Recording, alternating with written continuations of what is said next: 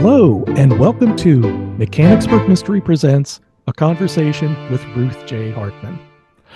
Ruth J. Hartman describes herself as a left-handed, cat-herding, farmhouse-dwelling writer who uses her sense of humor to write tales of lovable, klutzy women who seem to find trouble without even trying. Ruth lives in Indiana with her husband Gary and 3 cats, and is the author of several mystery series involving cats. Her latest in her mobile cat groomer mystery series, I have to make sure I tell these apart, is called Perfectly Framed, and it's the second book in her series starring Molly Stewart and her cats Jasper and Percival. Ruth, welcome to the show. Thank you. Very glad to be here. Yes. Well, let's start with the Mobile Cat Groomer Mysteries, which I read the first one in the series, Brushed Up on Murder, and you have the second one now, Perfectly Framed. Yes. Can you describe what the series is about? The main character, Molly, is a mobile cat groomer. And when I wanted to do something about a cat groomer, I didn't realize that mobile cat groomer was even a thing. We don't have them where I live in our tiny little town. So the research on that was fun. And I got to see pictures of, the inside of the van, and they have like the little sink and the little counter and the shampoos and the brushes and the clippers and everything. And it was fascinating. So I got to look into that. And Molly, she takes her 2 cats, Jasper and Percival, with her when she goes out on mobile cat groomings. She goes to people's houses. Some people, don't have time to come in, or they just don't want to. They just rather have her come to them. There's 2 older ladies that especially are funny, and she always goes to them, and they live next door to each other. They're in their 80s, and their cats are Sphinx twin sisters. So they dress the cats the same every morning, and then they call each other, And so then Molly will go into one of their driveways and do their groomings. And those 2 will actually be in book 3 that I'm starting now. Mm-hmm. I noticed that one of the things I do like about your books, you do get into the mystery right off the bat. You kind of catch up as along the way, because Molly, in the beginning of the first book, Brushed Up on Murder, she's at an auction where she sold one of her services to a client, and she runs into, of course, various people there, including the man who buys it, Durbin Haynes, who ends up as a murder victim as well. Are you inspired by certain things that happen, like with cat grooming, or your own cats, since you have 3 that you can find useful for your books? Actually, I have gotten to the point with my own that I actually trim their own claws. A lot of people won't do it, or they're afraid to do it, or their cats won't let them do it. And I have found I have learned how to do that myself. So that's been helpful. Yeah. And yeah. Oh, do you wash them, or do you take them to a groomer yourself? I don't. The only time I've washed them, the 2 little, well, they're 3 now, the bonded pair that we have, brother and sister, we didn't know when we got the kittens at 10 weeks old that they had a ringworm. Oh, Poor little things. So they had to have baths 3 times a week for 10 weeks. So yes, I had to bathe them. So that actually did give me a little bit of a feel for the bathing part, and the medicine and the nail clipping. So it did come in handy, actually. Yeah. Well, my daughter does the nail clipping because she has better eyes than I do. So I trust her to do it. I've done it myself, and unfortunately I've gotten the quick a couple of times, and I really don't want to do that. We haven't really bathed ours that often, but ours are indoor cats. I don't bathe mine now. Yeah. They never go out. So they actually stay really clean. Oh yeah, absolutely. What I liked about Brushed Up is that Jasper and Percival didn't really get along in the beginning. Right. Again, is that something you've noticed yourself? Because that was pretty extreme. 2 of ours, are bonded pairs, so they are great together. The third one we have, the 2 are 3 years old, and the other one we have is 14. And she's a calico, and she's moody. And when we first brought them in as tiny little kittens, she was afraid of them. And she sat up on a stool and she turned her back. You know how they'll turn their back and just like act like, if I don't look at you, you're not there. And they were like trying to, and she just sat there She gets along really well with the other female, but the male likes to play really rough. And he'll Mm. play rough with his sister, and they'll wrestle and they'll chase, and that's fine for them. But the 14-year-old does not want to wrestle or chase. And every night when I'm ready to feed him, he starts doing that and growling, hissing, she'll give him the occasional eye poke, but it's never gotten worse than that, thankfully. Yeah, they are a lot of fun. I call them kind of like mobile statues because they're always posing, they always Oh, look yeah. interesting, and their behavior is just sometimes really puzzling and sometimes not. Mm-hmm.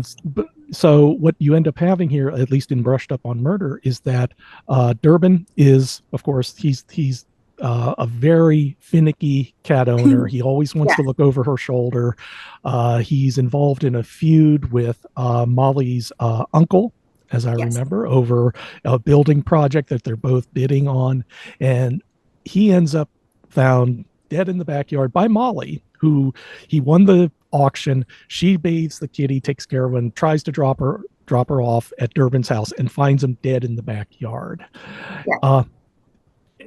Then, of course, you have a number of friends as well, friends and unpleasant people. And of course, you have the sheriff who is suspicious of her and suspicious of everything. And this motivates her into looking into the mystery further. Yes. Um, is this so? How does that? Is it any? How is the story? What's the story about your second book, Perfectly Framed? Since Molly is already now an amateur investigator, does she respond to murder mysteries differently in the second book? No. Again, the sheriff comes in and, he's kind of bumbling. He doesn't really, know what he's doing. He thinks he does, but he doesn't. He tells her to stay out of it. She, of course, ignores him because in the second book, it's a friend of hers who is accused of murder. And she decides that she can't trust the sheriff. He already has said, your friend Evan, she said, well, he did it. She knows he didn't. So she's going to go ahead and help him. Mm-hmm. This is also one of several series that you have. You also have Yes. the Bookshop Kitties Mystery. Mm-hmm. I notice also you have the Kitty Beret Cafe, which has 3 books in it, and Yes. even the Dory Cameron Mystery. No, that's Ring of Death. Excuse me. That's Yeah. there's the Seneca James Mystery. Is that the 4th one you're Yes. talking about? Are they all active series? Yes. The Dory Cameron, I'm sorry, Ring of Death, that's actually a standalone book. The rest of them, though, are series. So there are 4 series and then a standalone book also. Okay, But yes, they're all. So in the active. future, you're going to be contributing books to each of the series then? Yes. Oh. I actually am starting on book 3 in the series, the Mobile Groomer series, like today. Mm-hmm. So, and then I'll have another one planned for the Seneca James Mysteries, and there will be more for the Bookshop Kitties Mysteries also. Okay. Well, then let's go into a little bit like the Seneca James Mystery, because that takes place. Is that on a? I did not look too close at that, so please correct me. It involves butterflies. It's a butterfly farm. Yes. Yes. So she has, the milkweed, the fields of milkweed, and she has a farm and she raises these butterflies. She sells them to schools and museums, and they use them for, sometimes they'll do them at weddings, like they'll have a butterfly release at a wedding or a funeral, and they use them for that. And mainly she just wants to keep them off the endangered list because they have ended up there recently. Mm-hmm. So the monarch butterflies. Is that common in Indiana, butterfly farms? There are some. Mm-hmm. I researched, they're kind of all over, actually. Mm-hmm. We do get monarchs here. My husband and I actually planted some milkweed in our garden, for the monarchs. And they encourage people to do that because that's the only source of food they have, and it's the only place they will lay their eggs. Mm-hmm. So without that, they can't live. So. Okay, I have a garden in the backyard I've been working on, so I just made a note about that because that would be an interesting project to do. Mm-hmm. We do various things. We're actually on, was it Nature Conservatory's list, because we have a good part of our backyard is not mowed, it's not tended, so Uh-huh. it allows for ladybugs to flourish. So having a Yeah. milkweed garden would be an interesting idea. So I'll try Yes. that. Yeah. Yeah. Why did you decide on a butterfly farm? Do you remember? It's such an odd choice, it seems. Yeah. I don't know. I just really love monarch butterflies. Yeah. I don't, I'm not a bug person. I hate bugs, especially spiders. Even the little ones freak me out. I mean, to where I'm, screaming. The only bugs I like are, I like butterflies and moths and dragonflies. That's Mm. it. Oh, So I don't like any bugs, but I love all of those. yeah. So yeah, they're just beautiful. We've been to we went to Mackinac Island in Michigan and they have a butterfly house, which Hmm. was really cool. I did learn there though, that you should not touch their wings. We planted a butterfly bush, and the butterflies would come up there, and they would just hang on it, and they would get that syrup out of the plant, and they almost looked like they were drunk. I mean, you could actually touch them. So I like touched their wings, and then I found out you're not supposed to do that. That could actually break their wing. So I Wow. have to. So it's hands off. Just look, don't touch.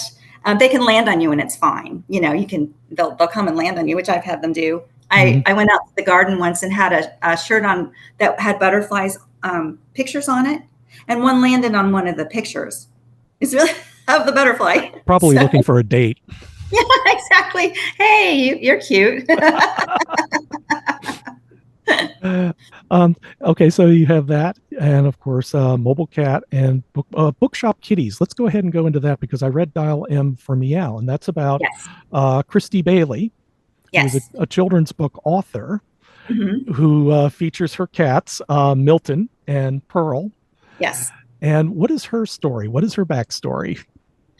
She lived in Philadelphia with her boyfriend, and he ended up stealing all of her money out of her bank account and left her penniless.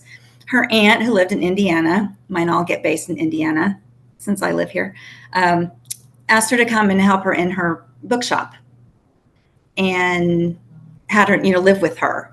And well, that was good because she didn't have any money or a place to live. So she takes Milton and Pearl and drives from Philadelphia to Indiana and moves in with her aunt at the bookstore. And since Christy is a children's book author, Milton and Pearl star in her books as characters. And in the books, they solve mysteries.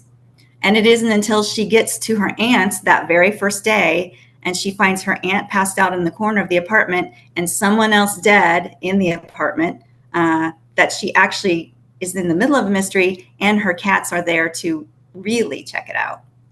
They do play a pretty big role in the story because at various times they're sniffing around, they're Yeah.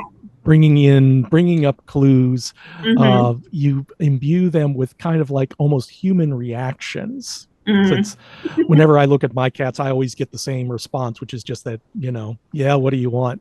But you seem to go a little bit deeper with that, which is neat. It's necessary.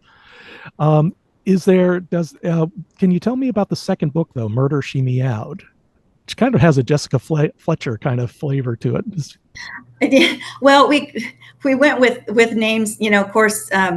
Dial M for Meow. I kept saying Dial M for Murder, which is what it was based on. But and then Murder She Meowed is kind of after Jessica Fletcher. We kind of wanted to go with names, a play off of a movie or book. And when I sent my publisher a list of names for the first one, I just sort of threw in Dial M for Meow, ha ha, as a joke. That's the one she wanted.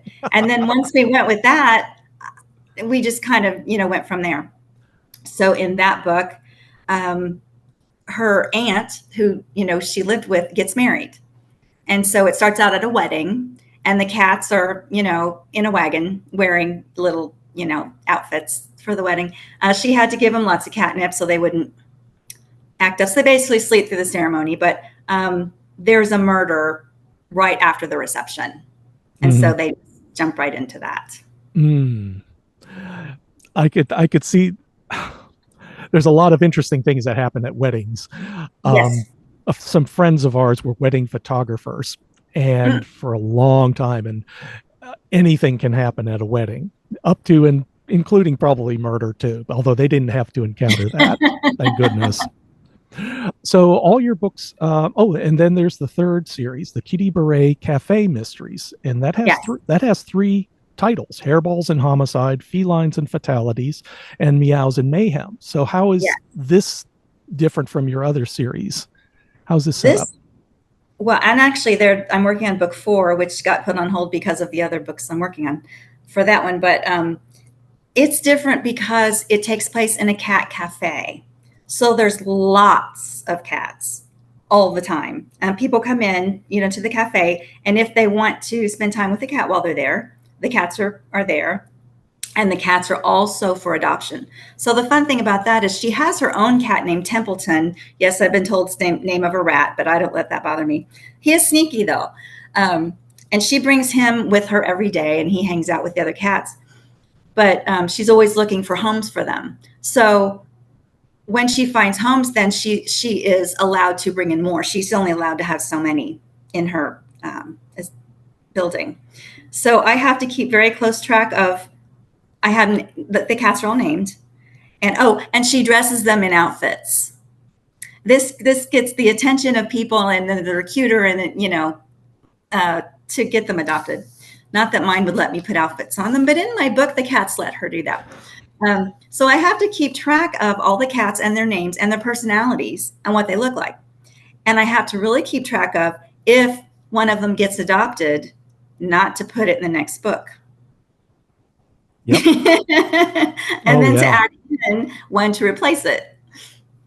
We have found, because we have an Instagram account at Peschel Press, and another local bookstore which has a lot of cats as well, videos on social media of cats get a lot of response.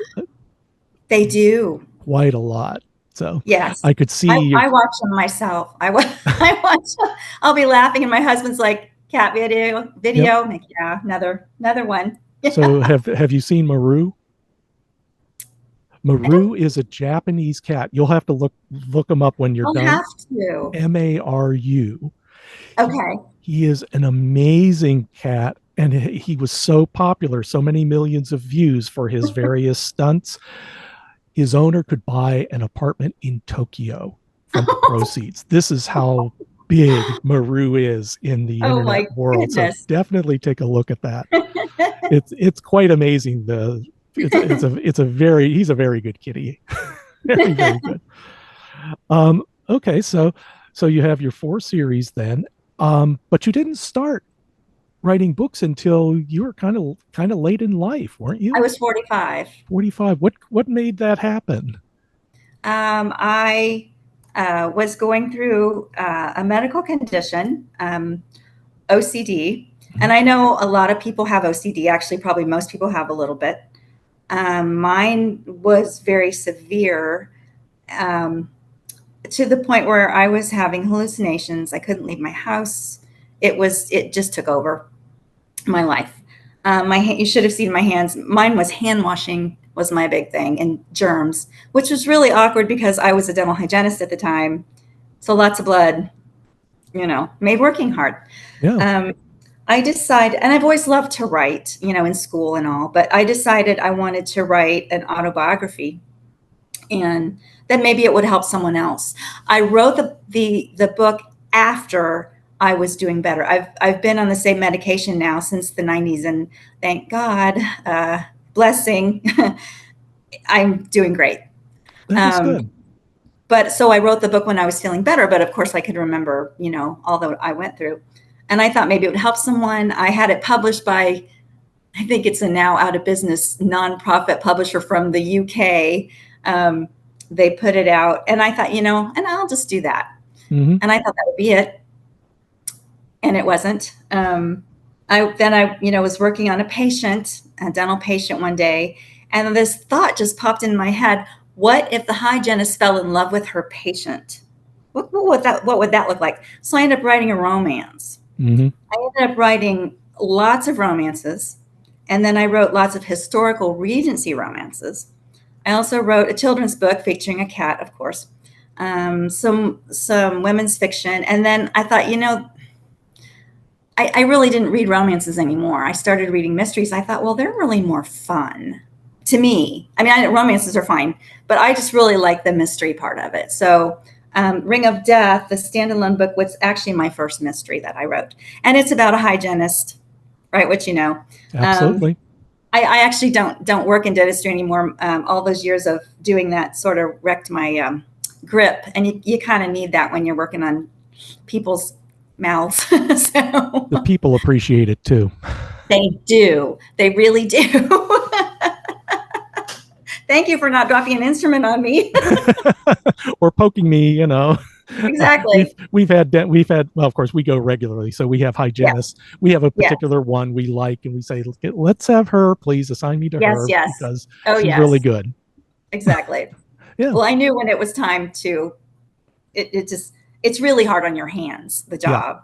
Yeah. And so when I turned 50, I decided it was time, but then that gave me more time to write, so it was all good. Yeah. That is. So when you're working on a book, are you a plotter or a pantser, as they say? How much do you know going in? When I did romances, I didn't plot anything. I just started writing, and that gets you in a lot of trouble. When you're doing romances, you have to plot. I mean, because I have to know who the killer is, so I can work the story towards that. I have to know who all the suspects are, the red herrings. So I don't have a detailed synopsis. Actually, I just finished this the other day for the new book, but I go through and I usually type all of my stories, but when I'm doing a synopsis, I have a notebook and I just mark off about 30 chapter spaces, and I just put in a little bit in each one, so I know what's going to happen in the chapter. And that's really the hardest part, is knowing once I have that, I'm ready to start writing now, because I have all of my suspects and a little bit in each chapter of what's going to happen. So I'm kind of in between, I guess. Yeah. So is there times when you're writing a chapter and you come across something that you really like to put in for its own sake? It's a character, an incident, something that reminds you of something, and say, oh, I need to have this little thing happen right here, just Oh, because. sure. Yeah. Yeah. As a writer, you're always kind of on the lookout. You don't even realize you're doing it. Just maybe you'll hear a name that you really like that you want to use for a character, or something really funny. I haven't used it yet, but people have told me I should. I got stuck in an elevator once at the hospital, and we couldn't get out, and they called the fire department, and they had to open the hatch at the top. And I'm claustrophobic, by the way, so that was fun. And I was there with another woman who I didn't know, and they wanted us to climb up in this little tiny hole. I mean, I could barely make it through, and this little rickety ladder. And I made it, but I looked down and the woman's shaking her head like this, and I said, "Well, you have to come out." And she had a problem with a dropped foot. Mm-hmm. She physically could not climb the ladder. So they had to leave her in there longer. They finally got her out, but somebody said, "You have to put that in a book." I haven't yet, but it's going to happen. Mm-hmm. Yeah. Yeah. So do you read mysteries yourself as you're writing, or writing in between books? I do. I read some cozy mysteries. I also like thrillers. Mm-hmm. I like writing cozy mysteries because there's no gore, there's no like bad language. So I don't really like to read books that have a lot of that in it. But I do like suspense and thrillers. Mm-hmm. So has there been any books recently? I won't say like your favorite book, because that's an impossible question to ask if you read. I mean, I could name 20 books that are fabulous, yes. But is there anything lately that you come across going, wow, this is like Ruth Ware? I just read some of hers. Oh, I love her. I've read all of hers. Oh, all of hers. Wow. Those are great. Yeah. She's actually one of my favorites. And also Frida McFadden. Mm-hmm. Have you read any of her? No. What does she write? How does she write? It's a thriller suspense. She is actually also a doctor. She's a brain surgeon. Oh my gosh. So a lot of, and a writer. How does she find the time? So a lot of her center around hospitals, or not all of them, but some things that happen in the books. She's using her experience as a doctor, like with the injuries or the murder, that are just really different. And I can't put her books down. And I read, and I'm a fast reader anyway, but I read them so fast. And every single book has this incredible flipped over twist. She gets me every time, and it's great. It's really good. I love Yes. books like that. Now they can be a little gory at times. Not terrible, but yeah, but just I can't put them down. Clearly enough. Uh, Yes. Tom Mead is another person whose mysteries I've been following. He's written a couple Okay. set in the 1930s, and they're locked room mysteries. Ooh, those are good. Involving a magician. And I know it's good when I'm actually reading these books. Usually I'm kind of going through and making sure I get the facts right and all that. And sometimes Right. you just start slowly reading because wow, a good scene is there. Yeah. Very, very nice. You mentioned also your husband, Gary. Yes. You dedicated one of your books to him, I saw, and that he's involved in your work. What kind of partnership is that? He actually he reads all my books Mhm. before I turn them in, which helps me. He'll point out sometimes things that don't make sense. I mean, I also have a crit partner, but he's really good about that. Actually, and sometimes I've had him go through on my self-published series, which is the Kitty Cafe series. So I hire an editor, but I don't have a publisher for that. Um, I'll have him go through and check for grammatical errors, and so by the time he gets to it, I'm already asleep. And so my phone will buzz, and I'll pick it up in the middle of the night, and I have a text. He's right next to me. I have a text from going on page 94.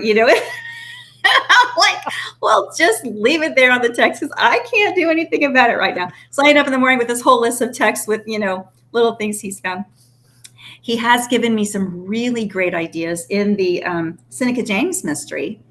When I first started, it had the butterfly farm, and he said, "Well, I think you need more for more of a storyline." He said, "Plus, how is she making her money?" And I said, "Well, she does make money from selling the butterflies and to different places." He said, "What if she had a cafe on the grounds?" So I put that in, and boy, I mean, the whole second book takes place in the cafe. It's called Painted Wings Cafe. Okay. And he gave me that idea. He gave me the idea for in the bookshop Kitty's Mysteries in the first book, and going into the second book, there's some stuff about John Dillinger that he had appeared in their town, way back when, because he was in Indiana for a while. Yep. So he gave me that little twist there. He's very smart, and he's a big reader, and he has lots of great ideas. So I like that quite a bit. Teresa and I collaborate mostly by acting as a sounding board. We can't write together. I think it would just end up in bloodshed. I don't know how people do that. I don't know how they do that either, but she gets out old red, as she calls it, and edits my manuscripts. She operates off paper, and I have to flinch every Yeah. time because she doesn't just say, this is wrong, this is spelled wrong. She is doing it in bold, slashing, like, how dare you do this mistake? And I know she doesn't mean it, but still.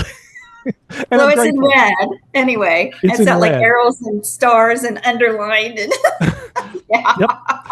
But that's part of the fun, really, is that in talking over plot points, in talking over projects, it'll spark something that is just like, wow, that's a Yes. great idea. Got to do that. Got to get that in. Yes. Yep. Yes. So let's see. As far as you mentioned you're writing like the third book in the Mobile Cat Groomers series, right? That's the one I'm starting to write now. That's one you're starting right now. Are Yes. you operating on a schedule like I'm going to do this and then I'll add to this series and then I'll add to this series, or do you just kind of wait until you're at the end and decide where to go next? Right now it's kind of set up for me because of the publishers have schedules. So I'm kind of stuck with the deadlines they give me. Ah, And I always think I'm gonna do this, and then I'll start working on, another book. And it always seems like I take almost the whole time they give me. I think I'm gonna get done early, and then takes longer to write the book. I've been trying to get back to book 4 in the Kitty Cafe series for 2 years. oh, But I have these other series that I've signed on since then, and since they have deadlines, and that one doesn't. it has to take a back seat. Well, Yes. yeah. Well, Ruth, it's been fascinating talking to you about this. I wish we could do some more, but I think we've got enough here. So, how can people reach you if they want to learn more about you and your books? I have a website, www.ruthjhartman.com. And that's And all my books are HART, not HEART. correct. Hartman. Easy to find. And of course, the Mechanicsburg Mystery has your books as well. So if anyone's interested, please call the bookstore and they'll be able to talk to you about it. Wonderful. Yes. Ruth, thank you so much for appearing on our show. It was great talking to you. Thank you. I appreciate it. And this is Bill Peschel for Mechanicsburg Mystery Presents. And I hope that your favorite book is the one you're reading now. Bye-bye.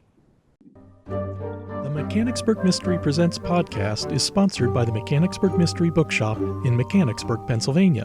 The store is open with limited hours, plus we accept appointments and offer a drive-by service. The store will also ship books to your home, including those from the Peschel Press Mystery line, including our annotated editions of novels by Agatha Christie and Dorothy L. Sayers. To learn more, visit the store at www.mysterybooksonline.com. And thank you for listening.